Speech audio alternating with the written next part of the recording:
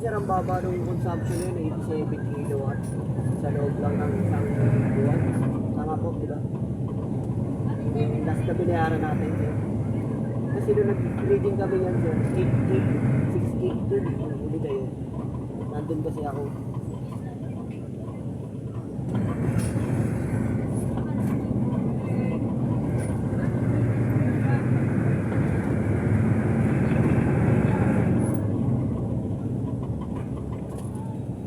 Apo, 40 tsaka 30. Yung isa yun, sir, yung meter 302 tsaka meter 883. Dalawang meter natin, sir. Okay.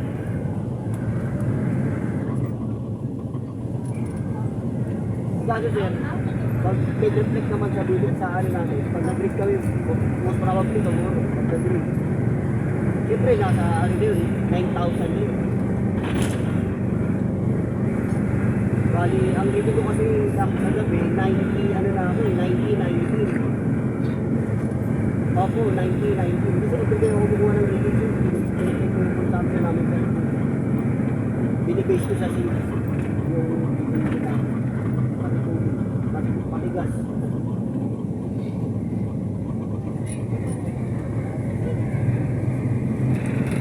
Yes, yes. Oo, kasi lalak yung ano yun. Magiging mahal natin next month.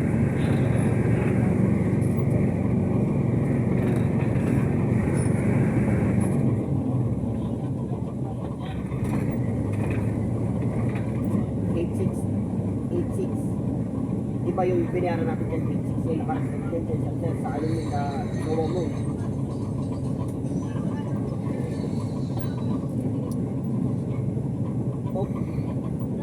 Opo sir, kinukontrol ko yung mga ano eh, lahat ng utilities natin eh.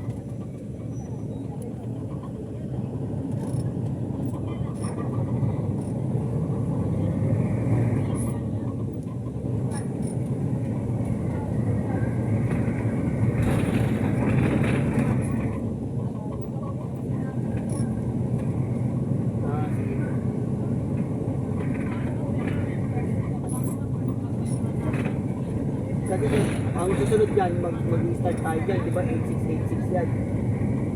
Yan yung magiging previous natin dyan eh. Yung susunod na bayaran natin. Opo. Tapos yung ano ko, 9,000 na malalaki yung consumption, 400. 400 plus kayo. So maliit yung binayaran natin ngayon. Oo sir, maliit yung binayaran natin ngayon. Next month. Yun, malaki kasi 9,000 na ako. So 8686 dyan. So magiging 400 yung consumption ko. Ay yung binayad lang natin yung 87. Opo. Sige sir, ano. Pero nag-get.